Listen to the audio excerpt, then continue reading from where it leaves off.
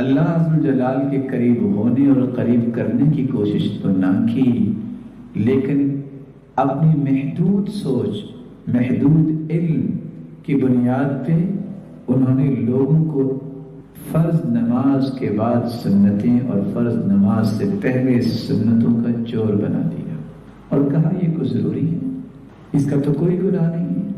خود بھی محروم ہوئے اور لوگوں کو بھی محروم کیا، اور ان عظمتوں سے محروم ہوئے جن کا تذکرہ احادیث میں آیا ہے۔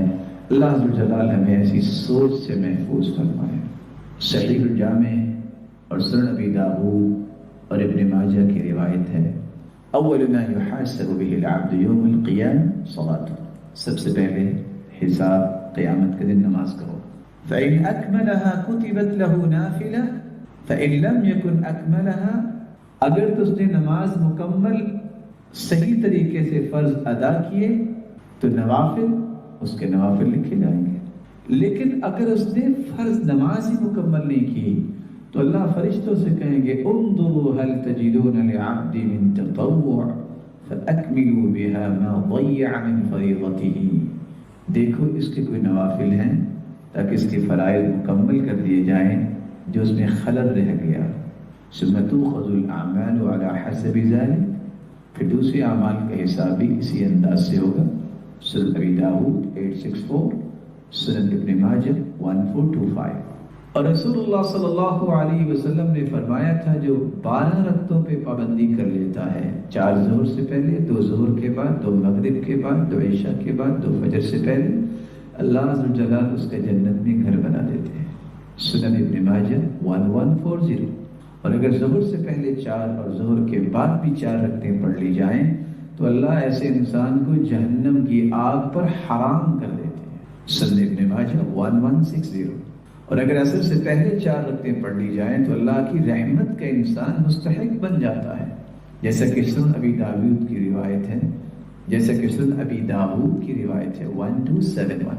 اور صحیح مسلم کی روایت 725 یہ بتاتی ہے کہ اس فجر کی 2 رکعتیں دنیا و ما فیہا سے بہتر ہیں، اور جو 4 رکعتیں چاش کی پڑھ لیتا ہے اللہ فرماتے ہیں تم صبح کے وقت 4 رکعتیں پڑھ لو، سارا دن میں تمہیں کافی ہو جاؤں گا۔ جامع ترمذی 745۔ بخاری اور صحیح مسلم کی روایت ہے، رسول اللہ صلی اللہ علیہ وسلم نے فرمایا اجتنبوا السبع الموبقات، مسلمانوں 7 موبقات، ہلاک کر دینے والے، ذلیل کر دینے والے، دنیا اور آخرت میں قیدی بنا دینے والے، اور تمہاری زندگی اور آخرت کے سکون کو خطرات میں ڈال دینے والے گناہوں سے بچ جانا۔ الاشراک باللہ، وہ 7 گناہ کون سے ہیں؟ شرک کرنا، والسحر، جادو کرنا، وقتل النفس التي حرم اللہ الا بالحق، کسی جان کو ناحق قتل کرنا، وأکل الربا، سود کھانا، وأکل مال الیتیم، یتیم کا مال کھانا، والتولی یوم الزحف، دشمن کے سامنے سے میدان چھوڑ کے بھاگ جانا، وقذف المحصنات المؤمنات الغافلات، پاک دامن، بھولی بھالی، پاکیزہ عورتوں پہ تہمت اور الزام اور بہتان لگا۔ رسول اللہ صلی اللہ علیہ وسلم نے فرمایا 3 منجیات و3 مہلکات، 3 قسم کے اعمال انسان کو نجات دیں اور 3 قسم کے گناہ ہلاکت میں لے جائیں۔ اما المنجیات، کون سے اعمال صالحہ ہیں جو آپ کو دنیا اور آخرت میں نجات کی راہ پہ گامزن کریں گے؟ خشیت اللہ فی السر والعلانیہ. آپ اکیلے ہیں، آپ دنیا کے سامنے ہیں، آپ کی خلوتیں اور جلوتیں دونوں خوف الہی سے مزین ہو. خشیت اللہ فی السر والعلانیہ، آپ کی خلوت و جلوت میں خشیت الہی غالب ہو. العدل فی الغضب والرضا، آپ غصے کی حالت میں ہیں یا آپ خوشی کی حالت میں ہیں، ہر دو حالتوں میں آپ عدل انصاف نہ چھوڑیں. یہ نہیں کہ خوشی کی حالت میں ہے تو جو مرضی ہو جائے، غصے کی حالت میں ہے تو جو مرضی کہہ دے. نہیں، عدل و انصاف کی گفتگو، عدل و انصاف کے تقاضوں کو کبھی ہاتھ سے نہ چلے. والقصد فی الفقر والغنى، آپ امیر ہیں یا آپ غریب ہیں، ہر دو حالتوں میں آپ کو میانہ روی نہیں چھوڑنی چاہیے. مال یہ اللہ کی نعمت ہے، اس کا صحیح استعمال کرو. زیادہ بھی ہے تو اس کو میانہ روی سے آگے نہ لے جاؤ، ضائع نہ کرو، ضرورت پوری کرو. یہ نہیں ہے کہ آپ کے پاس تیل زیادہ آ گیا ہے تو دیواروں پہ لگانا شروع کرو. ضائع نہ کرو، بخل بھی نہ کرو، اسراف بھی نہ کرو. یہ تین چیزیں جس شخص کو نصیب ہو جائیں ہر وقت نجات کی راہ پہ رہتا ہے. خلوت و جلوت میں اللہ کا خوف، غصے اور خوشی کی حالت میں دونوں حالتوں میں عدل و انصاف پر قائم رہنا، امیری اور غریبی ہر دو کیفیتوں میں میانہ روی نہ چھوڑیں. وَأَمَّا الْمُهْلِكَاتِ فَإِعْجَابُ الْمَرْءِ بِنَفْسِهِ، ہلاک کر دینے والے گناہوں میں سب سے پہلا گناہ جو ان تین چیزوں میں اللہ کے رسول نے بیان کیا ہے، اعجاب المرء بنفسہ. کیا مطلب اعجاب المرء بنفسہ؟ کوئی شخص اپنے آپ کے بارے میں یہ گمان بٹھا لے کہ میرے جیسا تو دنیا میں ہے ہی کوئی نہیں، میرا تو لسانی کوئی نہیں، میرا تو کوئی مقابلہ کر ہی نہیں سکتا، میرا لینتھ ایکسپیرینس، میرے تجربات اور خبرات، میری عقل و دانش اور میری دانائی کسی کے پاس نہیں ہے. اسی شریعت نے یہ لفظ بولے ہیں، لَوْ لَمْ تُذْنِبُوا، اگر زندگی میں تم کوئی بھی گناہ نہ کرو، تمہارے گنہگار ہونے کے لیے اتنا ہی کافی ہے کہ تم اعجاب المرء بنفسی، اپنے آپ کو دنیا سے انوکھا سمجھنے لگے. کوئی گناہ بھی نہ کرو، یہی کافی ہے تمہاری ہلاکت کے لیے گناہ کہ تم نے اپنے آپ کو ایک ایسے دعوے پہ قائم کر لیا ہے جو دعویٰ دنیا میں کوئی نہیں کر سکتا. یہ اللہ نے انبیاء کو ہی یہ شخصیات دی ہوتی ہیں کہ اللہ جلال کے پیغمبر کی زبان اطہر خود بیان کرتی ہے. جب بھی کسی نبی کو اللہ نے مبعوث کیا ہے تو قوم کے سب سے اعلیٰ انسان کو نبی بنایا، وہ یہ کہہ سکتا ہے کہ میرے جیسا کرے. وَهَوَى الْمُتَّبَعِ، ہلاکت کا دوسرا عمل، خواہش بھی اپنی ہو اور اس خواہش کا غلام ہو جائے. نہیں اس کے سامنے قرآن و حدیث کے دلائل کی کوئی قیمت، ایک کی بجائے 10 آیتیں سنا دے، ایک کی بجائے 10 حدیثیں سنا دے، اس کی خواہش ہے، اس کا غلام بن گیا، اس کا قیدی بن گیا، اس کا مرید بن گیا. یہ جو انسان خواہش نفس کا غلام ہوتا ہے یہ دنیا میں بھی ہلاک ہوتا ہے، آخرت میں بھی ہلاک ہوگا. اور سچ کہا جس نے کہا من اتبع ہواہ نال عدوہ مناہ، جو اپنی خواہش کے پیچھے چلتا ہے اس کا دشمن اپنی ساری خواہشیں اس پہ پوری کر لیتا ہے۔ دشمن شیطان بھی ہے اور لوگ بھی ہوتے ہیں، ہر دو قسم کے دشمن اس انسان پہ اپنی خواہشیں پوری کر لیتے ہیں، اور یہ انسان اس گناہ میں ملوث کیوں ہوتا ہے اور اس کا نتیجہ کیا نکلتا ہے؟ جب وہ نصوص کے پیچھے نہیں چلتا، بدگمانی یہ اس کی بنیاد ہوتی ہے، اور بدگمانی لوگوں کے بارے میں اور خوش گمانی اپنے بارے میں۔ لوگوں کو کیا پتا ہے؟ مجھے ہی پتا ہے۔ اور دوسرا، نصوص کے مقابلے میں رائے زنی کو مقدم کرنے والا یہ اس گناہ میں مبتلا ہوتا ہے، وہ اپنی خواہش کا غلام بنتا ہے۔ نتیجہ قرآن نے بیان کر دیا ہے۔ أَرَأَيْتَ مَنِ اتَّخَذَ إِلَٰهَهُ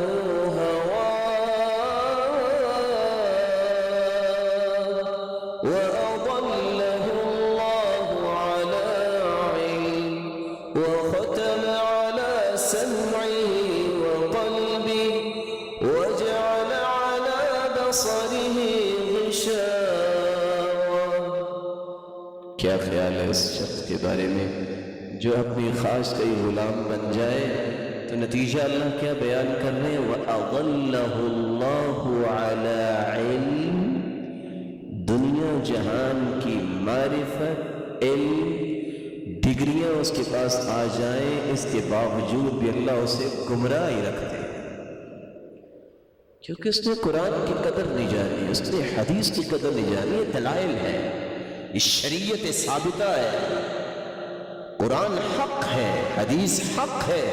اس حق کو چھوڑ اس باطل کے پیچھے لگا ہے جو اس کے دل نے سوچا ہے، جو اس کی رائے بنی ہے، اس کی لمیٹڈ صلاحیت، اس کی لمیٹڈ زندگی، اس کے لمیٹڈ سورسز، اس کی روشنی میں جس بات کو اس نے کنسلٹ کیا ہے کسی کتاب سے، کسی کی فکر سے، اس کو قرآن و سنت پہ مقدم کر رہا ہے۔ نتیجہ کیا نکلے گا؟ دنیا جہان کی ڈگریاں اکٹھی کر لے، یہ گمراہ ہی رہے گا۔ وَخَتَمَ عَلَى سَمْعِهِ، مہر کانوں پہ لگا دیے، حق نہیں سنے گا۔ وَبَصَرِهِ، آنکھیں دیکھنے میں بہت کمال کی آنکھیں نظر آئیں گی۔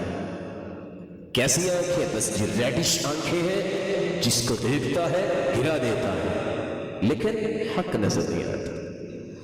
وَجَعَلَ عَلَى بَصَرِهِ وَجَعَلَ عَلَى قَلْبِهِ وَبَصَرِهِ غِشَاوَةً، صرف اس کی آنکھوں پہ پردہ نہیں، اللہ دل پہ بھی پردہ ڈال دیتے ہیں۔ اللہ عز و جلال اس بیماری سے ہم سب کو محفوظ کرے۔ وَشُحٌّ مُطَاعٌ، ایک شخص بخیل ہے، ایک شخص بخیل ہے اور کہتا ہے میرے جیسا کوئی انسان نہیں، وہ بخیلی پہ ناز کرتا ہے۔ وَأَيُّ دَاءٍ أَدْوَى مِنَ الْبُخْلِ، دنیا میں بخیلی سے بڑھ کے تو کوئی بیماری آئی نہیں ہے۔ عبد الرحمن ابن عوف رضی اللہ تعالی عنہ عالمی منڈی کے صف اول کے تاجر، ایک ایک مجلس میں 2.5 کروڑ روپیہ اللہ کی راہ میں پیش کرنے والے جب بیت اللہ میں آئے، ایک شخص ساتھ میں دیکھو یہ دعا کیا کرتے ہیں۔ جو ہی دعا شروع کیا تو دعا کیا کر رہے ہیں؟ رب قنی شح نفسی، یا اللہ مجھے بخیلی سے بچا، رب قنی شح نفسی، اللہ مجھے بخیلی سے بچا۔ وہ کہتا ہے ابھی آپ بخیل ہو، آپ جیسا تو کوئی خرچ کرتا ہی نہیں، ابھی آپ بخیل ہو۔ تو سیدنا عبد الرحمن بن عوف رو کے کہتے ہیں تمہیں کیا پتا میں واقعی بخیل ہوں۔ شح مطاع، بخیلی اور پھر اس کی اتباع کرنے والا یہ دنیا اور آخرت کی ہلاکت میں چلا جاتا ہے۔ اسی لیے رسول اللہ صلی اللہ علیہ وسلم نے فرمایا تھا صحابیہ کو لا توعی فیوعی اللہ علیکی، لا توکی فیوکی اللہ علیکی، گن کے نہ دیا کرو، رب گن کے ہی دے گا۔ جس طرح تم بغیر حساب کے دو گے، اللہ بھی بغیر حساب کے دے گا۔ ہارون الرشید کی بیوی زبیدہ جب اس نے حج کیا دیکھا کہ حاجیوں کے پاس پانی میسر نہیں ہے، اس نے آرڈر جاری کیا نہر بنوائی جائے، یہاں تک پانی آنا چاہیے۔ فیزیبلٹی رپورٹ بنائی گئی اور اس میں جب یہ چیز سامنے لائے گی کہ یہاں تو نہر بنانا ممکن نہیں ہے، پتھر پہاڑ نہر کیسے بنے گی؟ اس نے کہا کہ ایک مرتبہ پتھر توڑنے کے لیے ایک ضرب لگانے پہ اگر 1 دینار خرچ آیا میں پھر بھی پیسے دوں گا۔ پھر نہر زبیدہ بنائی گئی، دجلہ کے کنارے پہ بیٹھی تھی، جب وہ بھاری برکم حسابات اٹھا کے نہر مکمل کر کے اس کے پاس لے گئے کہ یہ لو حسابات، اس نے اسی طرح پکڑ کے سمندر میں پھینکے اور ساتھ کہا میرے مالک بغیر دیکھے میں پیمنٹ کر رہی ہوں، مجھے بغیر دیکھے میرے حساب و کتاب جنت دے دینا۔ لا تعی فیعی اللہ علیک، گنو نہیں رب بھی گن کے دے۔ رسول اللہ صلی اللہ علیہ وسلم نے اس حدیث کے اندر 3 ہلاک کر دینے والے عمل بتائے ہیں۔ سب سے پہلا اپنے جیسا کسی کو سمجھنا ہی نہ، انوکھا انسان، عبقری انسان، یہ انبیاء ہوتے ہیں اور کوئی نہیں ہو سکتا۔ دوسرا گناہ شح مطاع، بخیلی ہے اور اس کو اچھا سمجھتا ہے۔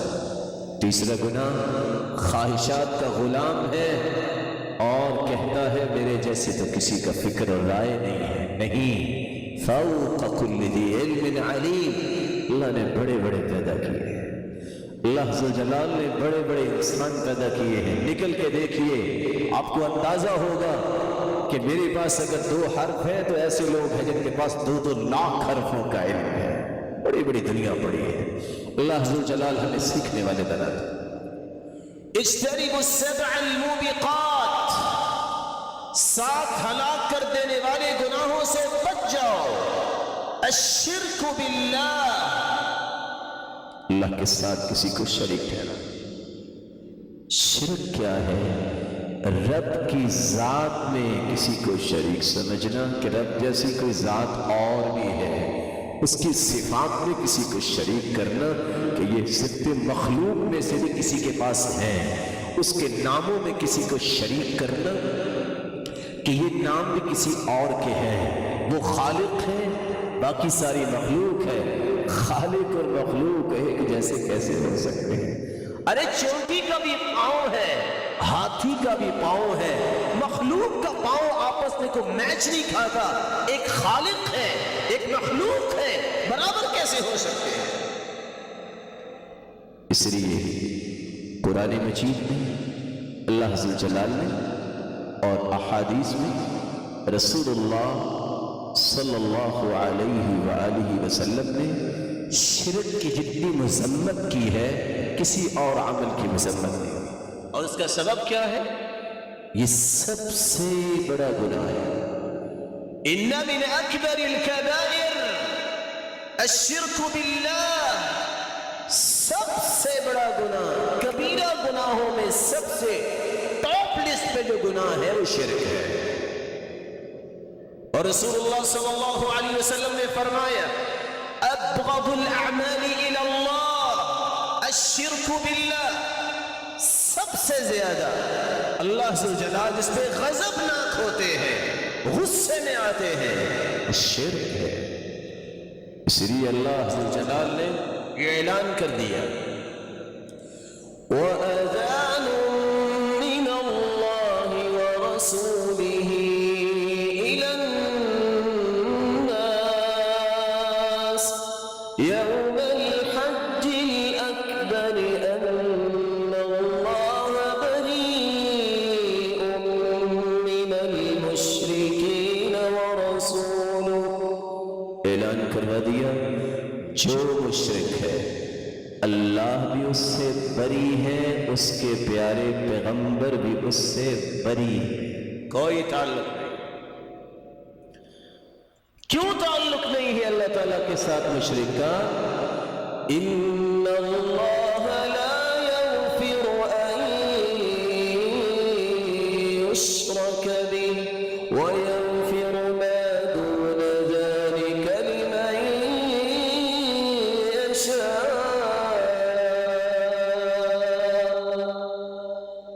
اللہ تعالیٰ شرک کو معاف نہیں کرے گا۔ مشرکین مکہ اور آج کل کی دنیا کو تھوڑا سا کمپیریٹیولی چیک کیجیے۔ صحابہ بھی طواف کرتے، مشرکین بھی طواف کرتے، وہ مشرک اور یہ مومن کیوں؟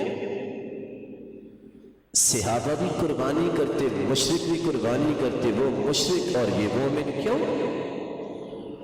صحابہ بھی صفا مروہ پہ جاتے، مشرک بھی صفا مروہ پہ جاتے، پھر بھی وہ مشرک، کام تو یہی کرتے تھے۔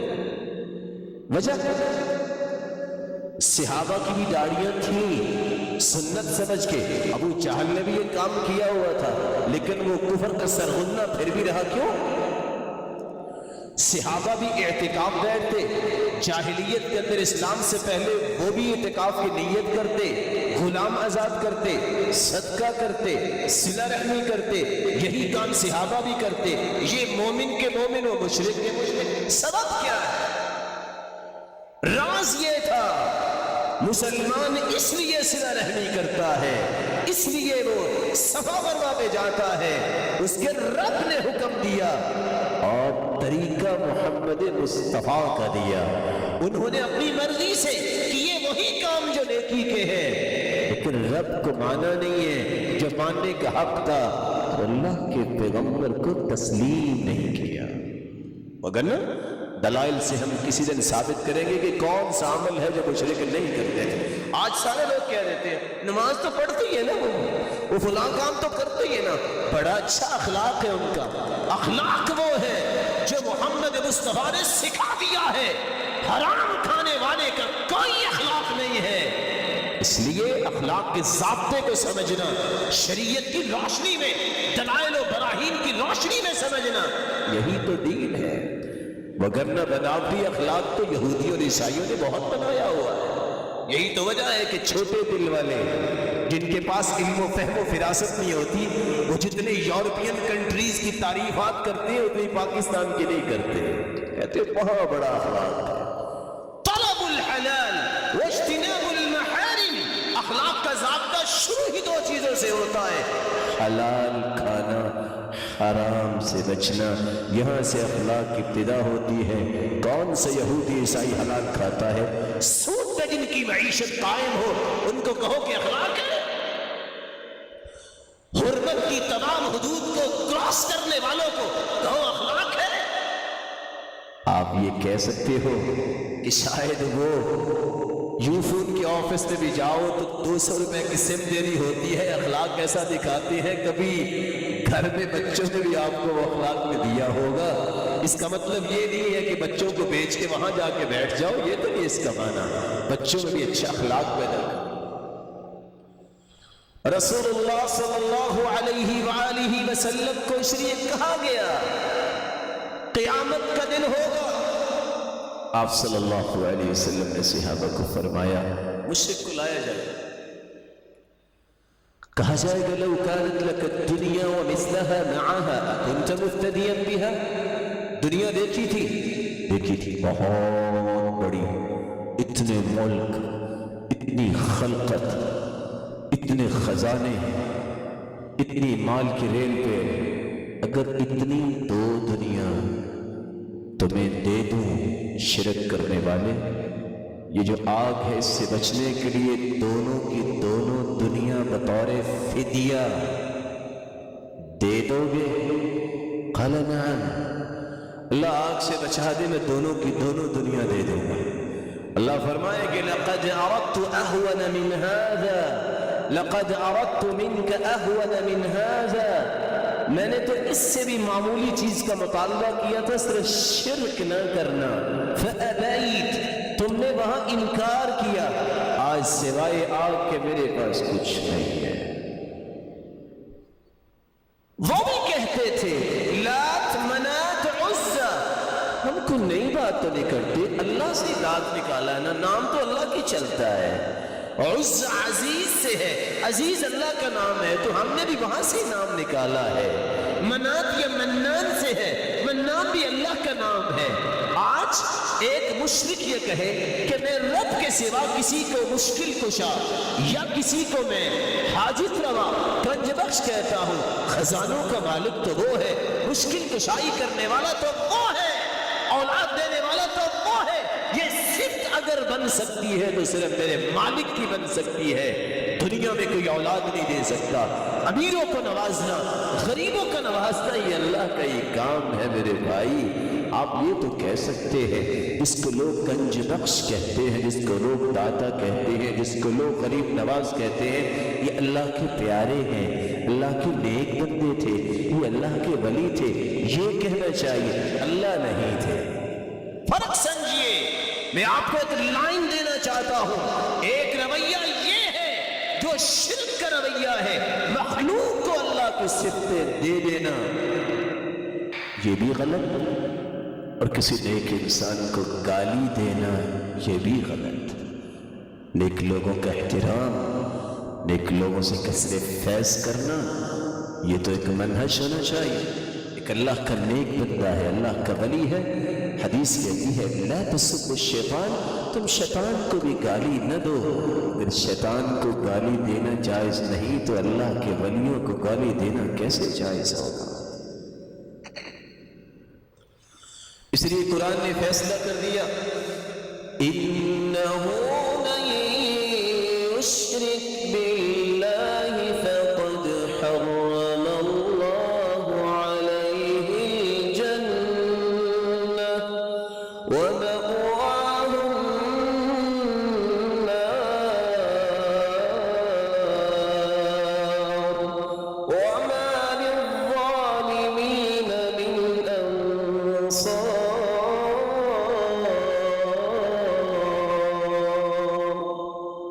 یشرک باللہ فقد حرم اللہ علیہ الجنہ، جس شخص نے شرک کیا اس پہ جنت حرام ہے، اس کا ٹھکانہ جہنم ہے، اور ایسے ظالموں کے لیے کوئی مددگار نہیں ہوگا۔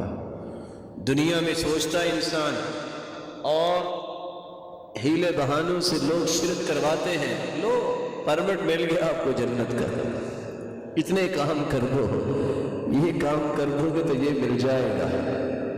یہ قیامت کو پتہ چلے گا کیا ملے گا۔ ایک مکھی کو اس کا چڑھاوا چڑھانے والا اگر جہنم میں جا سکتا ہے، اور اس کے چڑھاوا چڑھانے سے بچتے ہوئے قتل ہو جانے والا، شہید ہونے والا مکھی جو کسی بازار میں بکتی نہیں ہے، وہ جنت میں جا سکتا ہے۔ جو 10 من دودھ لے کے جاتے ہیں غیر اللہ کے نام پہ، ان کا کیا بنے گا؟ لاکھوں روپے لٹاتے ہیں، ان کا کیا بنے گا؟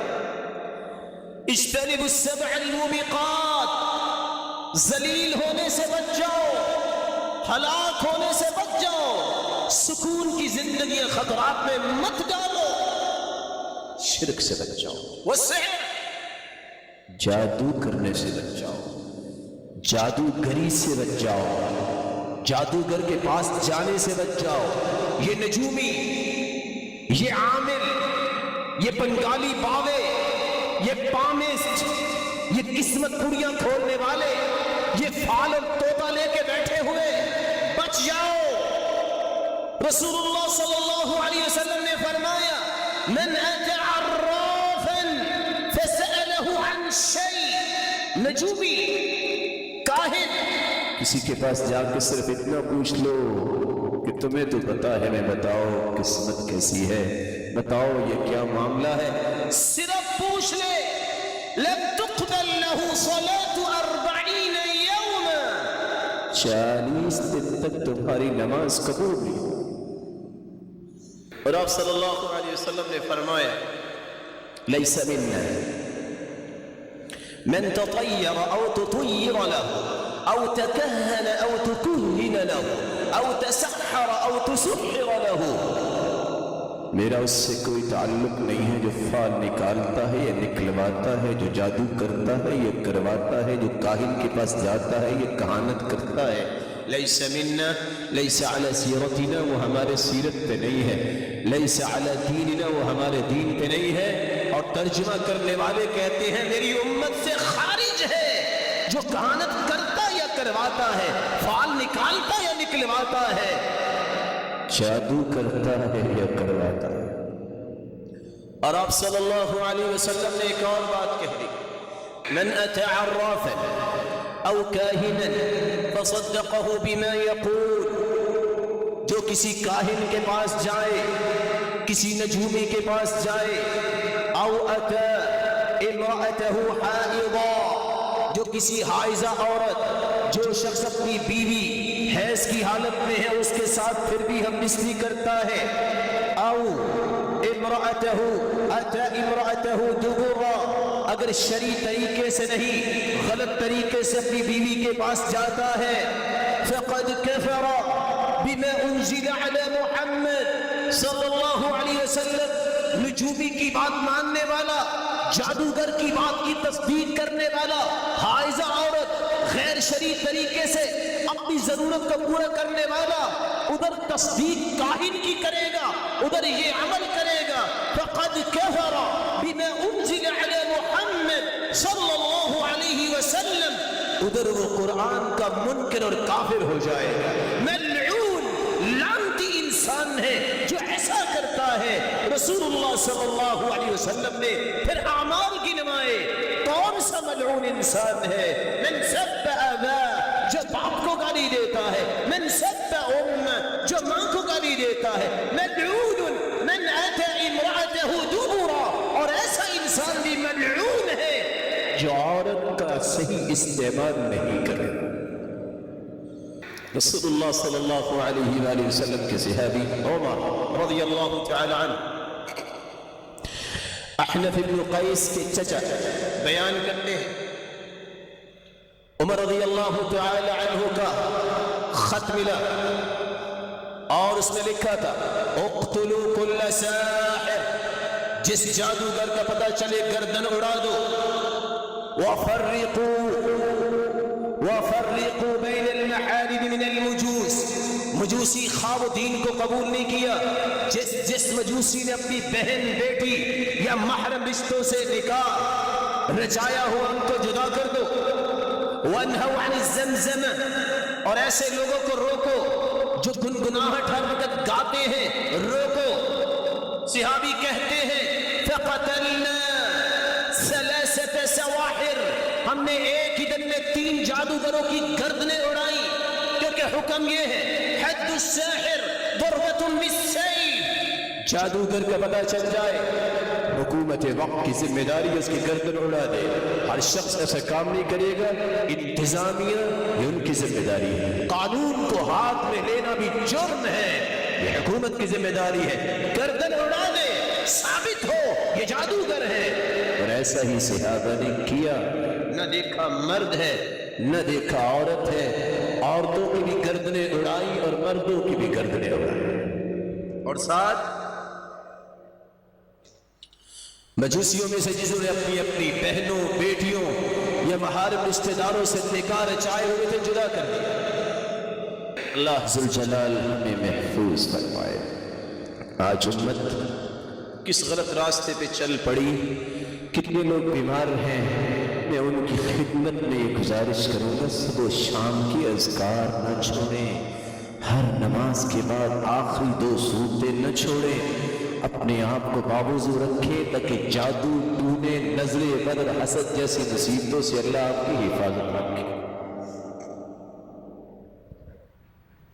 وقتل النفس، تیسرا گناہ جو اس حدیث میں ہے، کسی جان کو ناحق قتل کرنا۔ رسول اللہ صلی اللہ علیہ وسلم نے فرمایا قتل کرنا بھی کبیرہ گناہ ہے۔ آپ نے فرمایا جس نے دنیا اور آخرت کا سکون برباد کرنا ہے وہ انسان ہے جو کسی کو قتل کرتا ہے ناحق۔ لا يزال المؤمن في فسحة دينه ما لم يصب دما حراما، جب تک انسان قاتل نہیں بنتا پرسکون زندگی ہے، اور قاتل انسان کے زندگی کی ہر سانس میں پریشانی جاری ہو جاتی ہے، اور قیامت کا دن بھی ہوگا کل ذنب عسى الله ان يغفره، ہر گناہ کو اللہ معاف کریں گے، الا من مات مشركا او من قتل مؤمنا متعمدا، ہر گناہ کو اللہ معاف فرمائے گی لیکن شرک معاف نہیں ہوگا۔ اسی طرح کوئی مومن جانتا ہے کہ قتل کرنا گناہ ہے، کسی مومن کو ناحق قتل کر دے۔ اور دوسری روایت کے الفاظ ہیں فَاغْتَبَطَ بِقَتْلِ، قتل کر کے پھر فخر بھی کرتا ہے، لَمْ يَقْبَلِ اللَّهُ يَوْمَ الْقِيَامَةِ صَرْفًا وَلَا عَدْلًا، اللہ نہ اس کی کوئی فرضی عبادت قبول کرے گی نہ نفلی عبادت کرے گا، کیونکہ گناہ کتنا بڑا۔ لو ان اہل السماء واہل الارض اشترکوا فی دم مؤمن، ایک مومن کے قتل میں ساتوں آسمان ساتوں زمینیں شریک ہو جائیں، لَأَكَبَّهُمُ اللَّهُ فِي النَّارِ، قیامت کے دن 14 کے 14 طبق اللہ الٹے جہنم میں ڈال دیں گے، لا وجوہ، سیدھا بھی نہیں، منہ کے بل اللہ جلال ان کو جہنم میں ڈال۔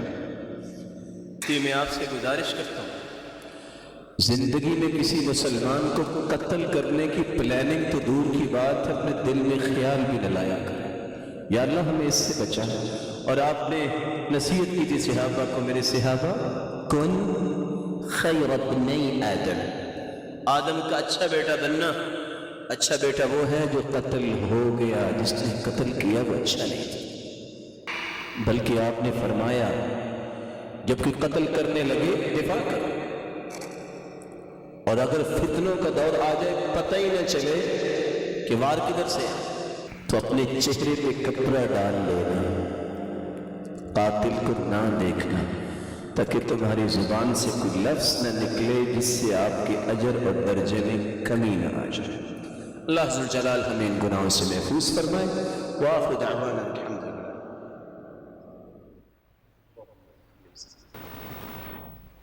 الحمد لله على إحسانه والشكر له على توفيقه وامتنانه، أما بعد، رسول اللہ صلی اللہ علیہ وسلم نے اس حدیث مبارکہ میں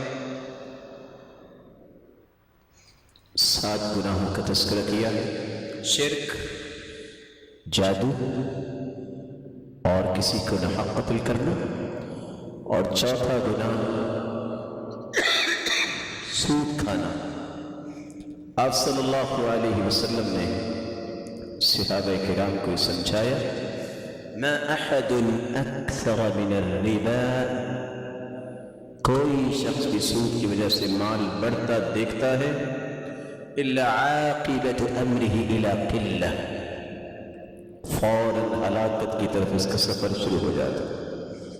بلکہ آپ نے فرمایا، درہم ربا اشد من 36 زانیہ، 36 مرتبہ بدکاری کرنا جتنا اس کا گناہ ہے، اس کے برابر 1 درہم سود کے کھانے کا بھی اتنا ہی گناہ۔ بلکہ آپ نے فرمایا سود کے 72 گناہ ہیں یا 72 دروازے ہیں، ادناہا اتیان الرجل امہ، سب سے چھوٹا گناہ سود کا اتنا ہے کہ کوئی اپنی ماں سے زنا کرے،